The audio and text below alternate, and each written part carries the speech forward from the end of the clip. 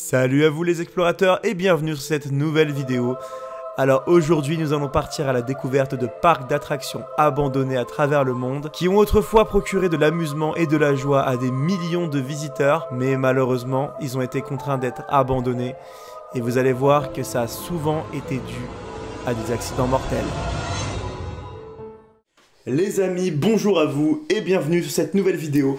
Comme vous l'aurez compris à l'intro, aujourd'hui on va partir à la découverte de 5 parcs d'attractions abandonnés à travers le monde. Je sais que cette série de vidéos sur les lieux abandonnés à travers le monde vous plaît beaucoup, donc n'hésitez pas à vous abonner si c'est le cas. D'ailleurs, n'hésitez pas à me dire en commentaire sur quel type de lieu ou sur quel lieu vous aimeriez que je fasse la prochaine vidéo. D'habitude, quand on parle de parcs d'attractions, c'est pour s'amuser, rigoler, passer un bon moment. Là, vous allez voir que ça va pas trop être ça. Mettez-vous direct dans l'ambiance, mettez vos écouteurs, éteignez la lumière. Les amis, c'est parti pour le top 5 des parcs d'attractions abandonnés dans le monde. Joyland. Joyland a été fondé par les frères Ottaway le 12 juin 1949 et comptait que très peu d'attractions. Mais grâce au boom d'après-guerre, le parc a connu énormément de visites. Les frères Ottaway se sont retirés du secteur des parcs d'attractions au début des années 70 et ont vendu le parc à Stanley et Margaret Nelson qui, grâce à eux, ont transformé le parc en y ajoutant de nombreuses attractions, attirant toujours plus de monde. Malheureusement, le parc a connu de nombreux accidents et de nombreuses fermetures. L'année 77 aura vu l'une des 3 tragédies majeures qui auraient entraîné la mort sur le parc. Cette année-là, un garçon de 7 ans, Monty Stovall, est tombé des montagnes russes vers la fin du trajet et malheureusement décédé. Au début des années 80, 2 jeunes hommes ont été reconnus coupables d'avoir poignardé à mort un employé du parc dans le parking. Ils s'étaient apparemment faufilés dans le parc illégalement et provoqué plusieurs employés avant de finir par en trouver un pour se battre. Puis, en 1998, un ouvrier d'entretien a été tué lorsqu'il a été frappé par les montagnes russes alors qu'il coupait les mauvaises herbes en dessous.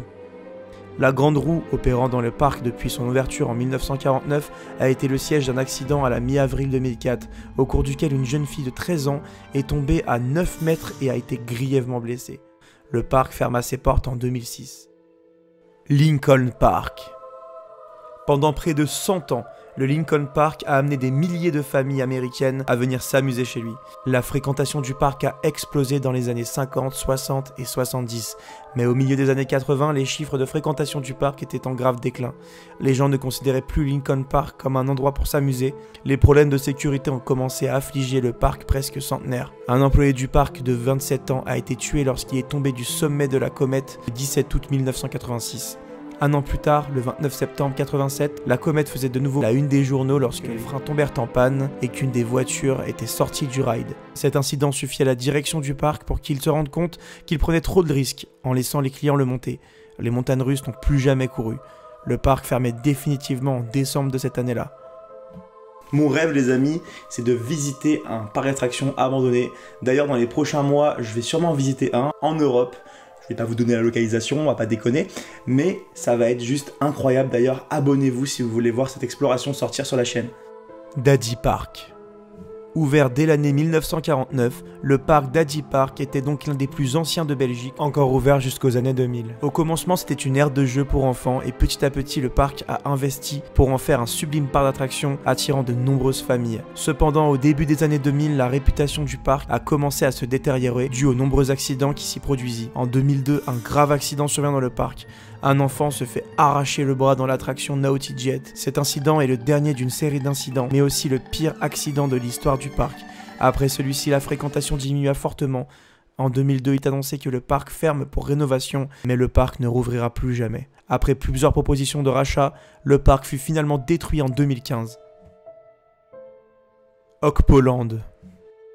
Okpoland a ouvert ses portes dans les années 80. Il présentait des attractions relativement basiques, comme le bateau viking, le carrousel, la montagne russe, les fusées et les autotamponneuses, ainsi même qu'un simulateur. Durant toutes les années 90, plusieurs accidents ont eu lieu dans l'attraction phare du parc, le ride thématisé sur les canards. Au moins un fut mortel et aucun dédommagement ne fut offert à la famille, accentuant la mauvaise réputation du parc et la peur des visiteurs. Le coup de grâce pour le parc fut porté en 1999, lorsqu'une fillette fut jetée à terre depuis un véhicule d'une des attractions. Et le pire, les amis, c'est qu'après cet accident, les employés ont tout simplement poussé la nacelle défectueuse dans le vide à l'extérieur du parcours et ont continué comme si de rien n'était. l'attraction et ont continué à faire grimper des visiteurs à l'intérieur. Après cet accident, le patron a tout simplement disparu en abandonnant ses employés et son parc. Le parc a été contraint de fermer immédiatement après ça.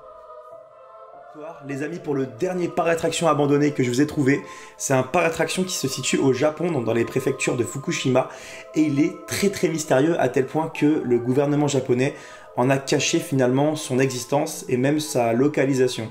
Takaka Nonuma Greenland. Qu'il soit hanté ou simplement maudit, nous le saurons peut-être jamais. Mais tout ce qui ne va pas avec ce parc d'attraction en particulier est si grave que le gouvernement japonais ne l'a pas simplement fermé, mais l'a caché au reste du monde. Bienvenue à Takaka Nonuma Greenland. Officiellement, il a ouvert ses portes en 1973, dans la préfecture de Fukushima au Japon. Tout au long de la construction, le mythe urbain commençait à se répandre parmi les habitants, à savoir que le parc était maudit. Mais lorsque Takaka Nonuma Greenland a ouvert ses portes et que les gens ont commencé à mourir dans un accident, les mythes et les rumeurs se sont transformés en peur. 2 ans plus tard, le parc d'attractions a été fermé pour une courte période en raison d'inquiétudes quant à la sécurité des manèges. Près de 10 ans plus tard, il sera déterminé que le manège et l'équipement n'étaient pas en cause, le personnel était blâmé et le parc rouvrirait. Cependant, la réputation était déjà bien méritée et la participation des visiteurs était faible. Cela, associé à l'ouverture des parcs d'attractions plus modernes, a entraîné la fermeture définitive de Takaka Nonuma Greenland. À ce moment-là, Bill Edwards, un célèbre explorateur américain, a décidé de se rendre dans ce fameux parc démoli. Et en y allant, il se rend compte qu'en fait, le parc n'avait absolument pas été démoli. Il tombe sur un parc qui, malheureusement, est en piteux état. Il est complètement abandonné, la nature a repris ses droits et il se met à faire une centaine de photos à l'intérieur de ce lieu. Et sur les 100 photos, il n'y en a qu'une seule qu'il a réussi à uploader sur son ordinateur. Et ce fut une photo avec une fille en vêtue de blanc qui se baladait dans la brume en dessous d'une attraction. Est-ce que c'est vrai? Est-ce que c'est faux? Je vous laisserai en juger dans les commentaires. Les amis, c'est déjà la fin de cette vidéo, j'espère qu'elle vous aura plu. D'ailleurs, n'hésitez pas à me dire en commentaire si vous voulez un prochain épisode sur les parcs d'attractions abandonnés dans le monde ou sur tout autre lieu, il y en a tellement dans le monde qui sont abandonnés. D'ailleurs, n'hésitez pas à vous abonner car prochainement, quand le confinement sera fini, on va se diriger avec l'équipe sur des lieux incroyables abandonnés et on va refaire des vidéos urbex et j'espère que ça va vous plaire. N'hésitez pas à liker, à partager et à commenter. Et moi, je vous dis à très bientôt les amis pour une prochaine vidéo. Des gros bisous!